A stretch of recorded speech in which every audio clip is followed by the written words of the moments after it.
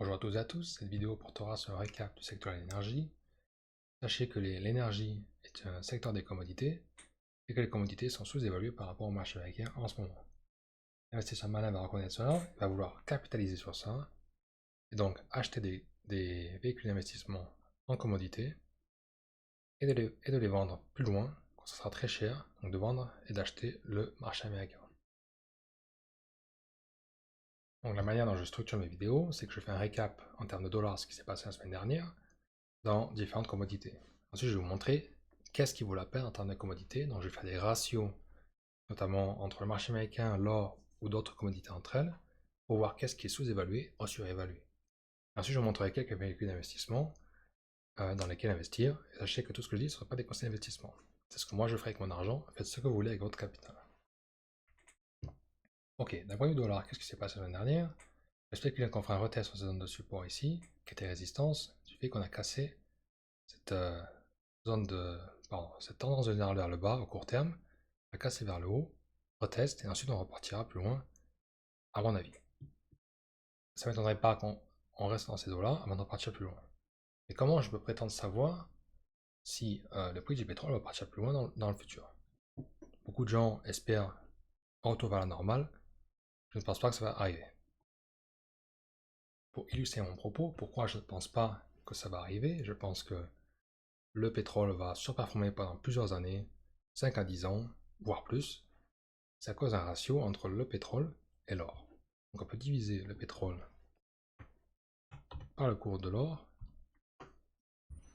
et on voit que d'un point de vue ratio, on est vraiment situé très sous-évalué par rapport à l'or.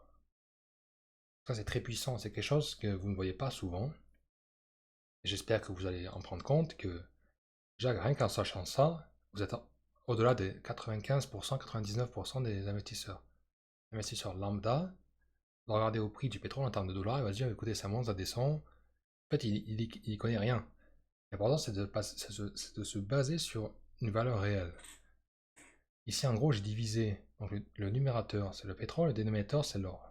Normalement le pétrole se value avec le dollar. Et le dollar, je vous le rappelle, chaque année perd de sa valeur. Donc utiliser ça comme étant le moyen de jauger si quelque chose est sous-évalué ou surévalué est une erreur fondamentale à mon avis.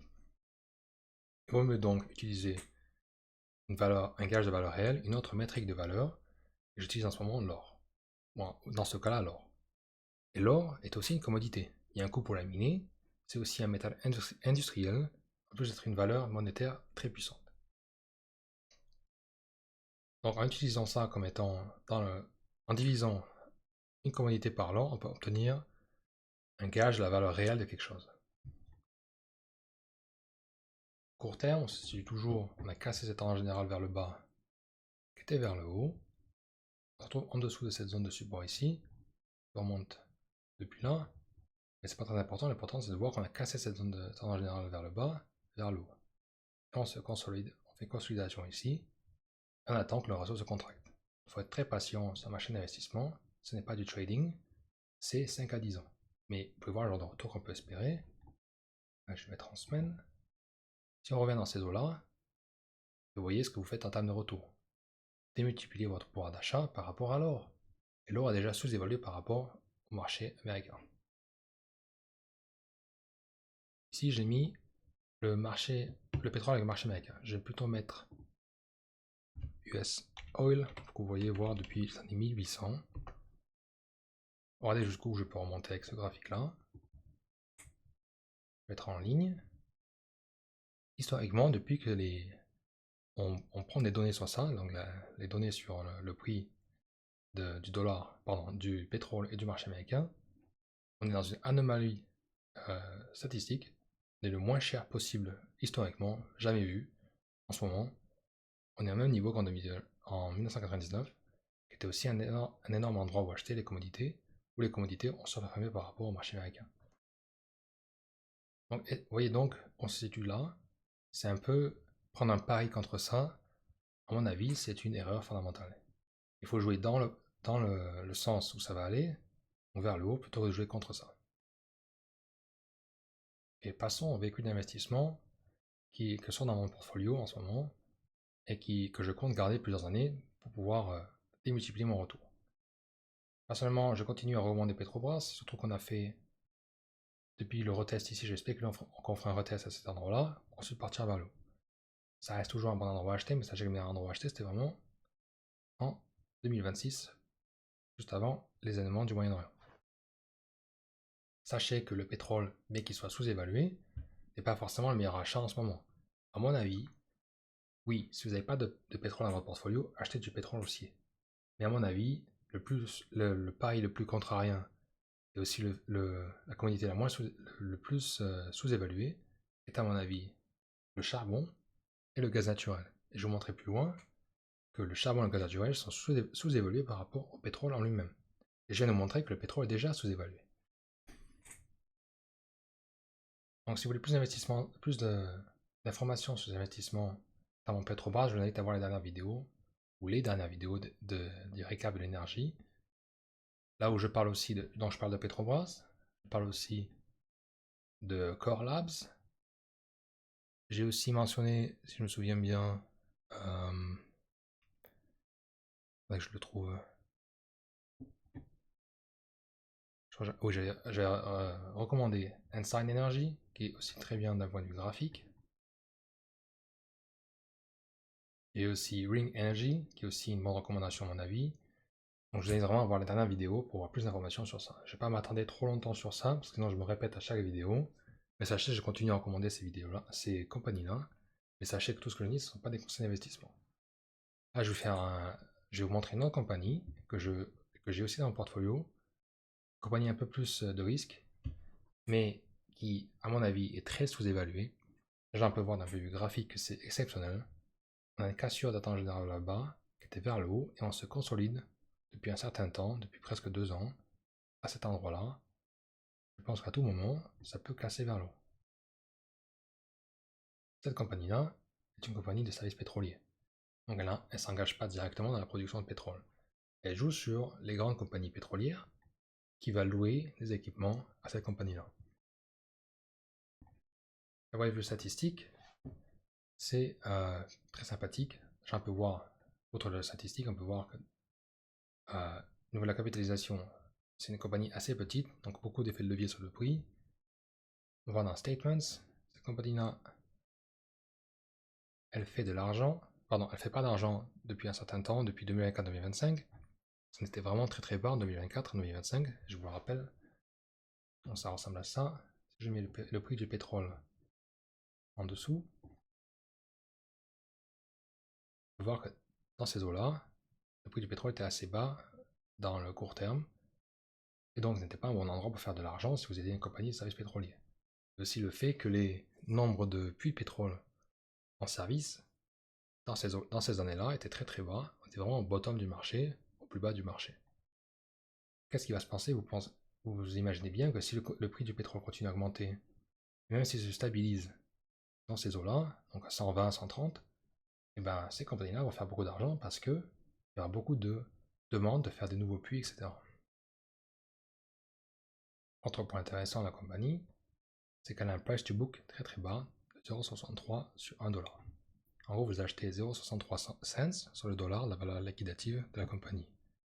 Un bon gage de valeur, ou du moins que c'est sous-évalué. Il faut voir aussi que le nombre de parts, c'est pas trop mal, il n'y a pas eu trop de dilution. Mais sachez que c'est pas la meilleure en termes de dilution. Personnellement, je ne mettrai pas le même pourcentage dans mon portfolio que Petrobras par exemple. Petrobras, je mettrai un plus grand pourcentage que Boom. Ah oui, sachez que Boom, c'est DMC Global. Donc si vous voulez trouver DMC Global sur les TradingView, etc., le ticker, le symbole du ticker, c'est BOOM. Donc, Boom. Ok, passons à l'un de mes secteurs favoris en ce moment, avec le charbon, c'est le gaz naturel. Ici, j'ai mis le gaz naturel européen sur le graphique. Or, on est quand même situé très très bien d'un point de vue dollar. Je ne m'étonnerait pas qu'on essaie de consolider ici, avant de repartir vers le haut. Donc dernièrement, j'avais spéculé qu'on en ferait un retest ici. Le prix n'avait rien à faire dans ma spéculation. Je sais que tout ce que je dis, notamment en court terme, ça peut être faux, ça peut être vrai. mais c'est très difficile de prédire l'avenir au court terme. Et ce sont que des jeux de probabilité.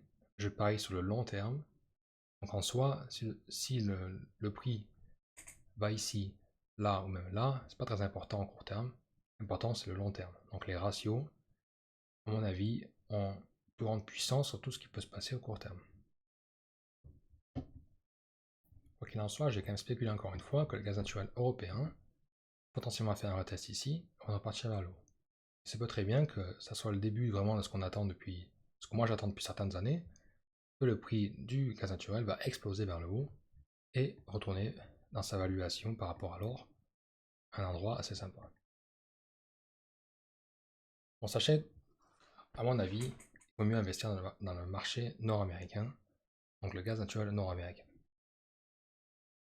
Déjà, vous investissez hors Europe. En Europe, il y a beaucoup de soucis, point de vue régulation, impôts et restrictions environnementales, alors qu'en Amérique du Nord, il y a beaucoup moins de restrictions et ils y vont en termes de production. Et sachez que d'un point de vue prix en dollars, le prix du gaz naturel européen est différent de celui du prix du dollar, pardon, du prix du gaz naturel américain. Et le gaz naturel américain est sous-évalué par rapport au gaz naturel européen. Déjà d'un point de vue dollar, on a cassé cette tendance générale vers le bas, vers le haut qui était au court terme. On se consolide ici. On a fait une zone de retest, cette ligne de support ici. Du moins, c'est ce que je pense qui s'est passé ici. Et a potentiellement un retour vers le haut ici. Donc pour illustrer mon propos, pourquoi on vaut mieux acheter des compagnies américaines quand on joue sur le prix du gaz naturel, c'est que je peux vous montrer si on divise le gaz naturel américain par le gaz naturel européen, on obtient une autre relation qui est assez sympa à voir, qui donne envie d'acheter le gaz naturel américain plutôt qu'européen. C'est voir la relation, la manière de lire ce genre de graphique. Vous avez le numérateur, qui est le gaz naturel américain, et le dénominateur, qui est le gaz naturel européen. La manière de lire ce graphique, c'est que quand vous êtes en bas du graphique, vous voulez acheter le numérateur. Quand vous êtes en haut du graphique, vous voulez acheter le dénominateur. Et encore une fois, sachez que le gaz naturel américain est sous-évalué par rapport au gaz naturel, pardon, par rapport au marché américain. Vous voyez, on se situe, c'est une aberration statistique, c'est une anomalie. Et je ne veux pas parier contre ça. Je veux parier dans le sens de ça. J'espère un retour à la moyenne, potentiellement, vraiment de surperformer par rapport à ça et d'aller carrément dans ces eaux-là ici.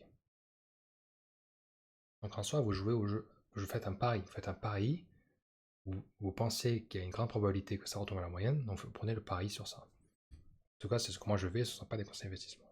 Et rapidement, dernier point sur le gaz naturel en termes de ratio, c'est le fait que le gaz naturel américain est sous-évalué par rapport au dollar. Je viens de vous montrer tout au long de la vidéo que le pétrole américain est sous-évalué par rapport au marché américain. Donc vous avez vraiment un effet double de levier. Vous passez outre le fait que le pétrole est déjà sous-évalué, vous allez vraiment plus loin dans la porte d'à côté, qui est déjà moins connue, moins sous les projecteurs. Donc à mon avis, c'est là où il faut se situer en tant que contrariant. La semaine dernière et la semaine d'avant, j'avais recommandé Comstock Resources, compagnie américaine qui se base sur le gaz naturel. Je pense que ça reste toujours un bon endroit où acheter CRK. Mais là, je vais vous montrer une autre compagnie ici, parce que cette compagnie-là a un petit peu de risque, parce qu'elle a de la dette. Donc elle a un très fort effet de levier sur le prix du gaz naturel. Et si vous voulez un bon investissement qui suit, un bon véhicule d'investissement qui suit le prix du gaz naturel, CRK c'est un bon achat à mon avis. C'est environ 3 à 4% de mon portfolio, c'est CRK. Et je vais vous montrer pourquoi c'est intéressant. Je vais rajouter le prix du gaz naturel américain. On va voir que ça suit plus ou moins bien. Du moins, il y a une corrélation entre le prix de la commodité et la compagnie. Autre compagnie que je recommande, que je n'ai pas parlé avant, s'appelle Antero Resources, qui fait aussi partie de mon portfolio. Et ce qui est intéressant dans ces compagnies-là, c'est qu'elle a moins de risques, mais du coup elle a moins d'effets de levier, moins de c'est-à-dire de puissance à aller vers le haut, mais ça reste que moins dangereux sur la perte de capital. Donc répartissez, si vous voulez investir dans la gaz naturel, répartissez votre argent sur plusieurs compagnies à la fois. Sachez que Ring Energy, une compagnie dont je viens de recommander la semaine dernière ou la semaine d'avant, a aussi environ, si je me souviens bien, entre 40 et 50% de ses réserves en gaz naturel. Donc c'est aussi un jeu intéressant sur le gaz naturel. Ok. Revenons sur Antero Resources. La voie du graphique, c'est pas trop mal. Bon, vous voyez déjà qu'il y a moins d'effet de levier qu'avec Ring Energy par exemple. Mais on se situe pas trop mal. On tend en général vers le bas qui a été cassé vers le haut ici. On se situe toujours au-dessus de cette zone de support vers le haut. Je pense que ça reste un bon endroit où acheter. Pour les financials, donc pour les statistiques, on peut voir que le nombre de parts n'a pas trop bougé, que ce soit vers le haut ou vers le bas. Donc ça c'est assez intéressant, il n'y a pas de dilution à mort. Le price to book ratio, on peut voir que la compagnie a 1,35, donc 1,35 sur la valeur liquidative de la compagnie. C'est pas le meilleur, je viens de vous montrer une meilleure juste avant. Donc Boom était un peu meilleur. Mais sachez qu'Antero Resources a moins de risque. Donc les investisseurs reconnaissent ça, sont prêts à mettre plus de prix, plus de moyens dans ça que Boom. Donc si vous voulez mettre un pourcentage dans les compagnies, mettrez un peu en pourcentage d'Antero plutôt que CRK ou encore Ring Energy. Et sachez que cette compagnie-là, elle fait de l'argent. C'est une compagnie qui est assez bien établie. Vous allez voir si qu'elle est assez grande. Presque 12 milliards de valuation, donc 11 milliards. C'est assez sympa à ce niveau-là. Autre secteur favori, ou du moins autre commodité favori, c'est le charbon. Le charbon, d'un point de vue dollar, est très sous-évalué. J'ai l'impression que... Enfin, j'ai pas l'impression, c'est que les graphiques me montrent que c'est sous-évalué.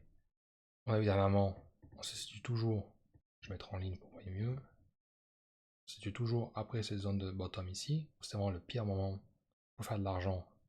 Si vous êtes une compagnie de production de charbon, c'est vraiment le pire moment pour faire de l'argent, c'était ici.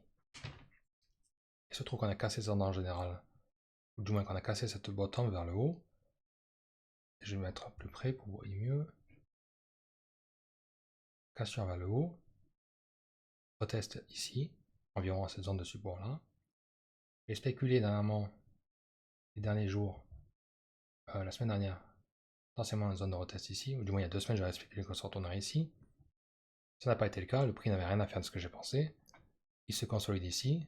Ça ne m'étonnerait pas tout de même qu'on fasse soit une zone de retest ici, cette zone de support là, partir vers le haut, ou qu'on casse carrément vers le bas, revenir tester ici avant de partir plus loin. Au court terme, j'en ai presque rien à faire que ça va vers le haut ou vers le bas. J'ai déjà personnellement positionné sur les compagnies que je voulais acheter. Donc en soi, si vous voulez acheter du charbon, vous voulez espérer que le prix descende au court terme pour pouvoir faire vos achats. Pourquoi je pense vraiment qu'au long terme, c'est un très bon achat, c'est le charbon, je peux vous montrer par rapport à l'or. On divise par l'or, on obtient cette vision-là, elle est très sympathique. Je vais la mettre comme ça. Vous voyez, on se situe en ce moment. Et bien, à mon avis, ça va être un bon moment d'acheter le charbon plutôt que l'or. Et l'or est déjà sous-évalué par rapport au marché américain en tant que commodité. Si vous avez acheté là certaines compagnies que j'avais recommandées depuis que j'ai commencé ma chaîne, vous aurez fait un retour fulgurant depuis. Autre point intéressant, pourquoi je recommande le charbon plutôt que le pétrole, c'est que si on divise le prix du charbon par le prix du pétrole, je fais attention de bien choisir le futures market pour le pétrole, et vous voyez ce qu'on obtient. On obtient qu'on est très même sous-évalué par rapport au plus haut pic d'avant. À mon avis, ça reste un très bon moment où acheter.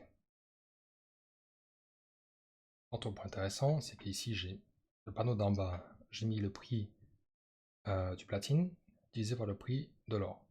En soi, ce qu'il faut pouvoir lire ici, c'est que le platine est très sous-évalué par rapport à l'or en ce moment. Et là, j'ai divisé le panneau d'en haut, j'ai divisé le prix du charbon par le prix du platine. On obtient une manière similaire, une sous-évaluation du charbon par rapport au platine. Et le platine est déjà sous-évalué par rapport à l'or. Donc, dans le secteur des commodités, je vous le rappelle, le charbon, le platine et l'or en font partie. Le charbon est l'une des commodités les moins chères. Et encore une fois, dernier point à ce niveau-là, pour prouver, pour vous montrer, pour vous convaincre que le prix du charbon est sous-évalué par rapport à beaucoup de commodités, c'est ici le prix du charbon divisé par le prix du cuivre. On peut voir aussi, similairement, que le charbon est sous-évalué. Je continue bien sûr à recommander AMR, donc en termes de véhicule d'investissement, je pense qu'AMR c'est un très bon véhicule d'investissement. J'avais commencé à recommander AMR dans ces eaux-là. Je trouve que ça a bien augmenté depuis. Je ne pense pas que c'est un mauvais endroit où acheter, ça reste toujours un bon moment. Mais sachez que le meilleur investissement, c'est vraiment cet endroit-là. Je continue à recommander cela. Sachez que ce ne sont pas des conseils d'investissement. Je pense qu'au long terme, le fait que ça a bougé de quelques dollars ici, c'est pas très important. Je pense que le pire que vous pouvez faire, c'est ne pas avoir ça dans votre portfolio. Si vous voulez jouer dans le prix du charbon, si vous voulez un effet de levier assez conséquent, cette compagnie-là en vaut la peine. Je vous invite à voir les dernières vidéos où j'explique pourquoi Alpha Metallurgical Resources c'est une bonne compagnie, notamment d'un point de vue nombre de parts libres à l'achat. Donc cette compagnie-là va faire des rachats de parts et donc augmenter le prix de l'action artificiellement. Je continue à recommander CNR, du coup Core Natural Resources. Il se trouve qu'elle a fait un jour vers le bas, potentiellement une bonne zone d'achat si elle fait un retest dans ces eaux-là. Donc pour vous illustrer, ça peut ressembler à ça. On va repartir vers le haut. Je pense que ça reste un très bon moment d'acheter et ça ressemble beaucoup à un falling wedge sur le court terme. Cassure vers le haut, retest et repartir vers le haut. Donc sachez que AMR ou encore CNR ont environ 4 à 5% de mon portfolio. Mais j'ai aussi cette compagnie qui s'appelle Terracom, qui est une compagnie australienne, qui a beaucoup plus d'effet de levier sur le prix du charbon, mais qui est aussi du coup plus risqué. C'est une plus petite compagnie, et je peux vous montrer, déjà d'un point de vue graphique, c'est extraordinaire. Vous pouvez voir le nombre de la puissance qu'elle a quand le prix du charbon bouge. Je vous rappelle, je vais mettre en dessous le prix du charbon divisé par l'or. Vous voyez comment elle suit le prix du charbon. Et en utilisant ce ratio charbon divisé par l'or, c'est comme si vous avez eu vent de quand une commodité est sous-évaluée. Il se trouve qu'ici, environ vers là, c'était un bon endroit où acheter charbon. Mais vous avez vu le retour que vous auriez pu faire si vous avez acheté Terracom. Bon, j'ai pas eu vent de ces compagnies-là en 2020, j'étais pas trop axé sur les commodités à ce moment-là. J'aurais bien aimé acheter ces compagnies-là. Vous avez vu le retour qu'on pouvait espérer. Si vous avez acheté, vraiment, vous étiez chanceux. Peut-être pas à 1,10, mais si vous avez acheté, on dire à 200, 0,2 pardon, cents de dollars australiens, vous avez vendu ici, vous aurez fait un retour assez conséquent, comme vous pouvez le voir. Déjà d'un point de vue graphique, c'est extraordinaire. Je recommande cette compagnie-là, mais sachez que ce ne sont pas des conseils d'investissement, c'est ce que moi je ferai avec mon argent. Et je vous invite à faire vraiment faire un plongeon dans la compagnie en elle-même. Vous pouvez voir que c'est pas une très grande compagnie, donc beaucoup d'effets de levier. Elle n'a pas fait d'argent en 2025, ce qui est normal parce que en 2025, on peut le voir ici, mettre le prix du charbon en dessous.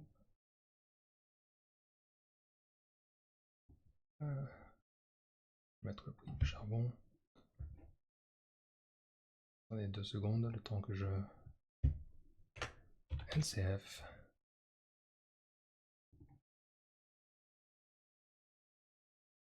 Qu'est-ce qu'on voit en 2025? En 2025, c'était là.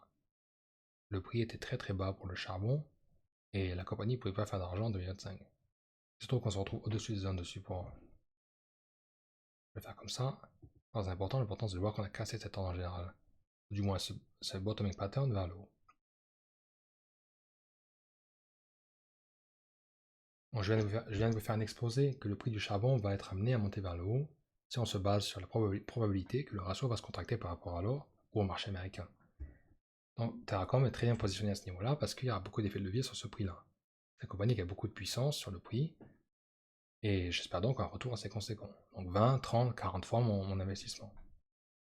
Mais ce sont pas des conseils d'investissement, donc faites comme vous voulez. Mais c'est ce que moi je fais. Autre compagnie phare de mon portfolio, c'est TJ ou Tangela Resources. Et j'avais spéculé qu'on est en train de former un double bottom ici, donc un bottoming pattern. Il se trouve que j'ai eu raison, par chance, au court terme, qu'il y a eu cette cassure vers le haut. Et je pense que ça reste un très bon endroit où acheter parce qu'il y a une sorte de confirmation que ça va vers le haut parce que vous avez cassé ce bottoming pattern. Donc cette ligne de support, pardon, de résistance qui est devenue support ici, vous l'avez cassé vers le haut, potentiellement faire un retest à ces zones-là. TJ, c'est à mon avis aussi un très bon play, un très bon jeu sur le cours du prix du charbon, parce que c'est aussi notamment une compagnie sud-africaine. Et pourquoi c'est intéressant, c'est qu'il y a le cours de la monnaie par rapport au dollar américain. Dans les échanges internationaux, l'exportation, les commodités, donc les matières premières, sont vendues en dollars. Donc il y a un effet de levier. Si la commodité augmente en termes de dollars, une compagnie qui est située hors de l'Amérique, qui doit faire en sorte d'utiliser la monnaie locale, donc ici le rand sud-africain, ça va faire en sorte de booster la monnaie locale. Et la monnaie sud-africaine est très liée au cours de change, au cours des commodités. Donc le cours de change de la monnaie va fluctuer en fonction du cours de l'export des commodités. Donc c'est un effet de levier double. Je joue sur le prix de la commodité qui augmente, donc le charbon, et je joue aussi sur le prix du rand africain par rapport au dollar. Pour vous montrer cela, pour vous convaincre ou montrer une manière différente de faire, c'est que on peut jouer sur ce cours de change. Ici, j'ai mis en haut le cours de change de la monnaie sud-africaine avec le cours de change avec le dollar américain. Pardon. Et j'ai juste vous illustrer avec ces deux exemples-là qu'il y a une certaine corrélation avec la monnaie sud-africaine et le cours de change, le coût de certaines commodités en dollars. On peut voir que certaines corrélations qui n'est pas parfaite, parce que bon, il y a d'autres effets sur la monnaie locale d'un pays, mais sachez qu'il y a une corrélation, il y a un certain jeu du prix des commodités par rapport à la monnaie sud-africaine. On peut voir qu'il y a certaines relations, donc le moment où ça va vers le bas ou vers le haut. On peut voir ici que ça correspond là. Je vais mettre une autre ligne.